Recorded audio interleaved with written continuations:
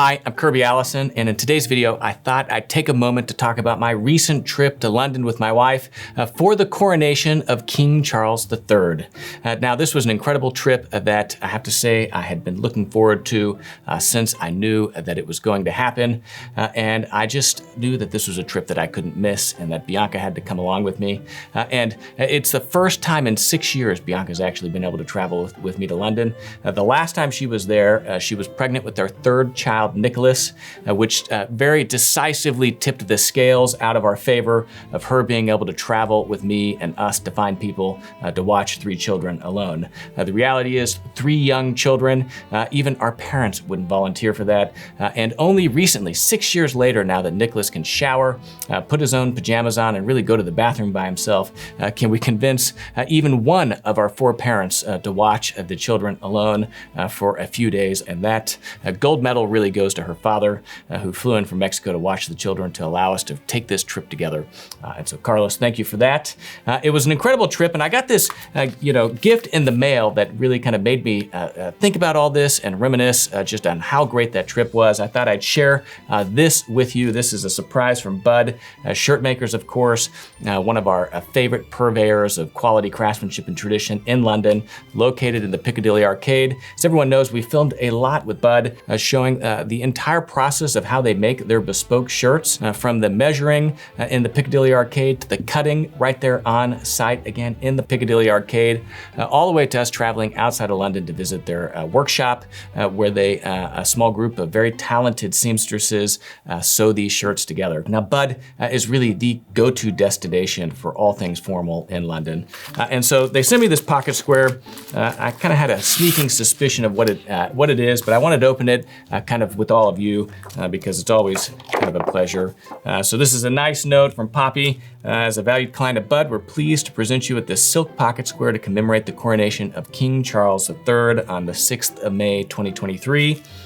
This ivory silk pocket square has been printed and created exclusively for Bud as a perfect commemorative souvenir of a great moment in history. And what a great moment it was indeed. The square features Sir John Ivy's KBE beautifully detailed official coronation emblem, and it's tribute to the King's love of the natural world, depicting the flora of the 4 nations in the shape of the St. Edward's crown. We hope that you have an enjoyable week in celebrating this momentous occasion, and we look forward to seeing you again in the new Carolingian era. So again, of course, the British do ceremony and pomp and circumstance better than anyone else in the world. In the coronation of King Charles III, I mean, really what a momentous occasion. I just have to remind myself that the last time that Britain and really the world experienced a coronation was 70 years ago with the coronation of Her late Majesty Queen Elizabeth. And so if you think about that, I mean, anyone basically younger than maybe 80, 85 years old doesn't remember that coronation. And that's basically an incredible amount of the world. And so unless you're 85 years old, 80, 85 or older, you don't remember that moment in time, 70 years. And one of the statistics that I found really particularly remarkable was that if you were 70 years old whenever Queen Elizabeth had been coronated, you would have experienced 4 coronations in your lifetime. Whereas if you were 70 years old when King Charles was coronated, it was your first coronation. So it just really, I think, illustrates how incredible of a moment in history that was for all of us to collectively experience for the first time together. And a lot of people that I spoke to, really spoke to this opportunity of the reanimation of the British monarchy. I mean, of course, Queen Elizabeth's reign was unparalleled in history, surpassing that of even Queen Victoria. She was much beloved and really respected for just the stability that the Elizabethan era brought. But that said, there were certain elements of the monarchy that people, of course, just were no longer familiar with because they hadn't experienced it. And one of the most important rituals or traditions is the coronation of the king himself. And so to be able to experience that collectively all together for the first time really was incredible. And I couldn't have been more excited to be in London. I'll share a little bit more about that trip with you. But first I wanted to open this pocket square. And of course, again, the British, do a great job, such a great job commemorating these occasions. And so it's no surprise to me that Bud has this pocket square. There were a few other shops that did Coronation pocket squares as well. But I have to say this Bud one is the only one I have. So I'm very thankful to Poppy for sending this to me. Let's open this up and see what it looks like. Ah, beautiful, let's look at that. So here we go. Beautiful printed silk pocket square. And of course, this showing that Coronation emblem that was designed by Sir John Ivy, of course, probably best known as the lead designer of Apple during the creation of some of its most iconic products, such as the iMac and the iPod and the iPhone. Of course, this is shaped, I guess, has the King Edward's crown there in the middle, and it is created with depictions of different flowers from the 4 nations that comprise the United Kingdom. So anyway, great gift. Thank you for that. And let's do the honors. I might actually frame this, to be completely honest, because it was such a great experience. But let's put this in here and see how that looks. Yeah, great pocket square. So there you go. As I said, it was the first time in 6 years that Bianca has traveled with me to London. And so I was really excited to be able to show her what it is I love so much about that city and introduce her to some of our friends. And so I just wanted to walk you through, kind of briefly what it is that we were able to enjoy together. I've got some photographs I'll share with you. Now, Bianca actually traveled out to the United Kingdom 5 days before I arrived. She went on a pilgrimage, Liam pilgrimage or something like that, basically a hike. She did that by herself. I stayed home and watched the kids. And then I flew in on Thursday morning, the Thursday of the coronation, to meet up with her.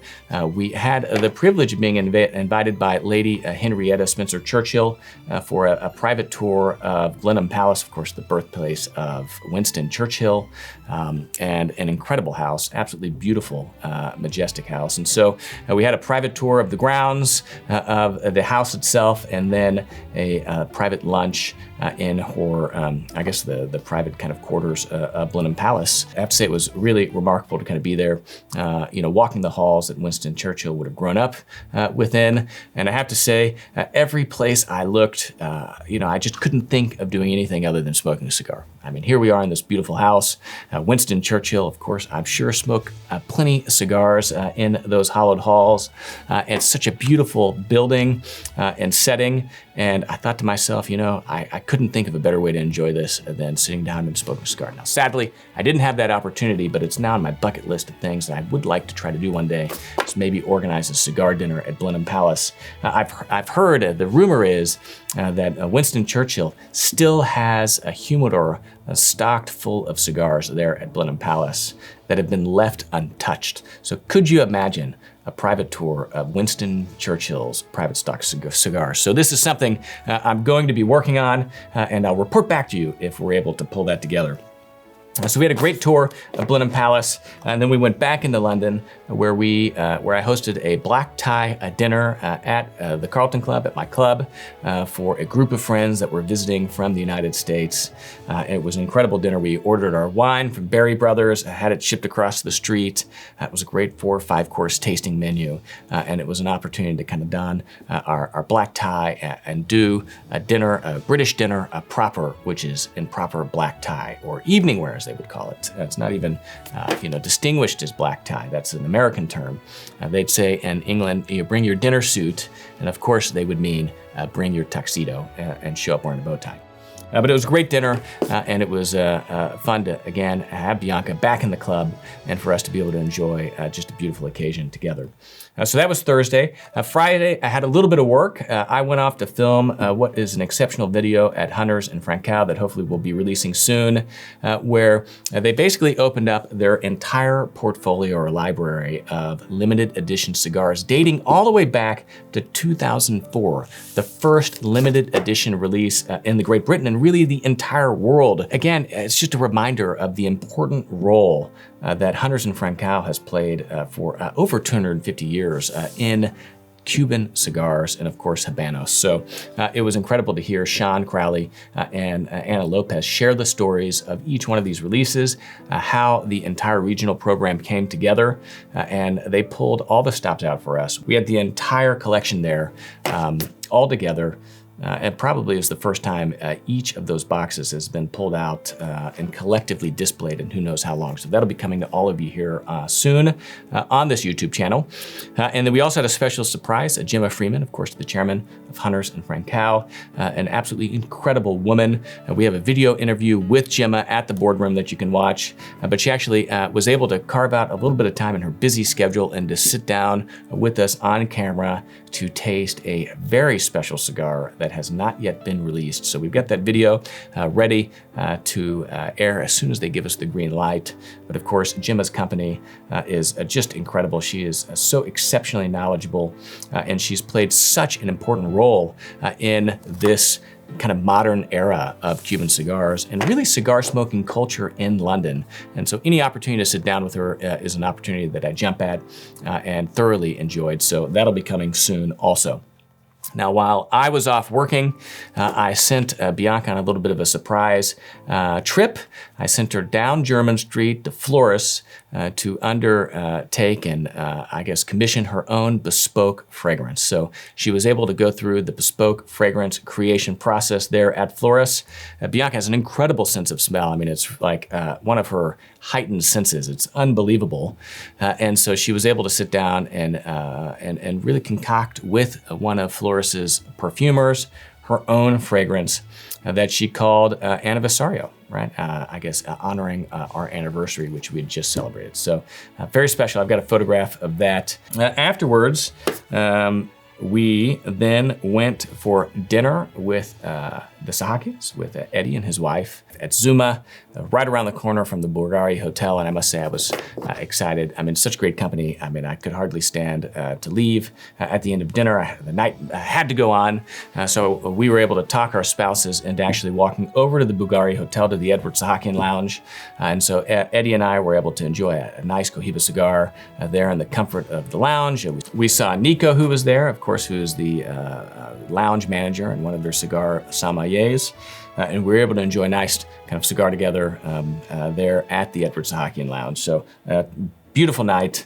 Of course, it was the first time I met Eddie's wife, and of course the first time that either of them had the opportunity to meet Bianca. So I was happy that that was able to come together. That was Friday. And then of course Saturday was the Coronation. So we watched it from the club. Unfortunately, my tickets to the Coronation got lost in the mail. And the weather, it was a little dreary that day. I mean, it was, you know, a little bit of light showers throughout the day. So really didn't want to bear the crowds to try to actually watch the procession. Of course, the television's the best place to watch it anyway. So we watched it in the comfort of the club with some champagne and some good company. We were able to actually go onto the roof of the club to watch the flyover. And then after that, we went for a small reception before heading over to Duke's Bar to have, of course, some famous martinis with Alessandro. And so this was the first time I think Bianca was able to enjoy one of Alessandro's famous martinis. And it was, I think, you know, she ended up splitting a martini with another friend of ours.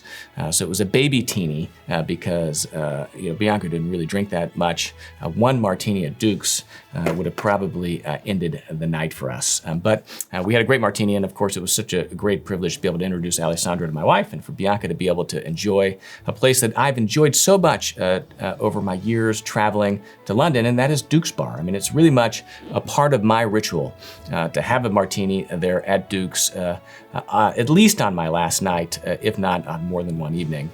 Afterwards, we went for dinner at Wilton's. Again, one of my favorite restaurants. Normally I'll have dinner at Wilton's and then a drink at Duke's. But we did it in the reverse order. And then that was pretty much the evening for us. Again, a great evening. It was incredible to watch the Coronation there together and then to be able to enjoy all these great places. Sunday we woke up, you know, we went to church. Bianca slept in, right? So we went to the late service.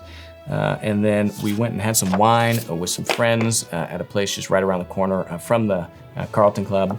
and then we went to the Coronation concert. So I was very fortunate and privileged to have been offered some tickets from a friend of mine who works kind of with the royal household. And so we had reserved seats in the grandstands there at the Coronation concert, really right under the royal box. I mean, it was really incredible. And so we had great seats to what was an incredible concert right there at Windsor Castle. It was actually the first time I've ever been to Windsor. I've never been inside yet. The Coronation concert was just incredible. It started right there at 8 o'clock, right at sunset. They had an incredible stage. It was right there in front of Windsor Castle. And one of the things I was really struck by was just the diversity or the variety of acts that they had. With the exception of Lionel Richie and Katy Perry, every single person that they brought on stage only played one set. And then Lionel Richie and Katy Perry only played two. So for a 2-hour concert, we saw a lot of variety come through, and it was such a great tribute to King Charles III. Of course, the royal family was just right in the box behind us, and I think that they had a great time. Afterwards, everyone that was a part of, I guess, the royal kind of delegation went back into Windsor Castle, where they had an incredible party. And again, it was a little reminder that, next coronation, I need to be working on my invitation back to Windsor afterwards, because we got to walk home and go back to the club. I think we got in there late, but again, it was an absolutely incredible evening that I was thrilled to be able to share with Bianca and experience. And so that was pretty much the trip. It was a great trip. Bianca left that Monday, and then, I filmed more. I mean, we had a great week of filming that week in London. We did some really exciting stuff. We did a feature with a black cab driver, and then we did a continuation of our series with John Lobb, which we haven't even really started publishing yet. We filmed another episode of Edward Sahakian's suit being made, our second fitting at Henry Poole.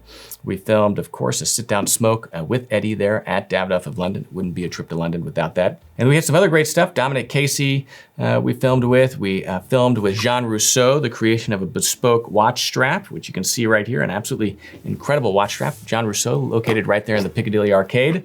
And then, of course, we had the World Championship of Shoemaking. That weekend, I was a judge of the World Championship of Shoemaking. We saw some absolutely incredible shoemaking just on display there. And then the World Championship of Patina and the World Championship of Shoe Shining. So there you go. And I'm also excited to announce that on October 14th of this year in New York City, we're going to be hosting our first Super Trunk Show. We are going to have a shoe shine competition as a part of that. It's going to be in New York City, October 14th. I'll be hosting it alongside Justin Fitzpatrick of The Shoe Snob and Jesper of Shoegazing blog. And so I'm very excited to finally bring this to America. So mark your calendars for that, October 14th in New York. So there we go, short little recap of the trip to London for the coronation of King Charles III. Let me know what you guys thought in the comments section below. Otherwise, I'm Kirby Allison. The best way to support this channel is by going to kirbyallison.com, where you'll find the largest collection of luxury garment care and luxury shoe care accessories in the world, as well as other great clothing accessories for the well-dressed, like this beautiful sovereign grade necktie, braces, silk socks, and so much more, all available online at kirbyallison.com. Of course, I'm Kirby Allison, and as all of you know, I love to help the well-dressed acquire and care for their wardrobes while exploring the world of quality, craftsmanship, and tradition. Thanks for watching.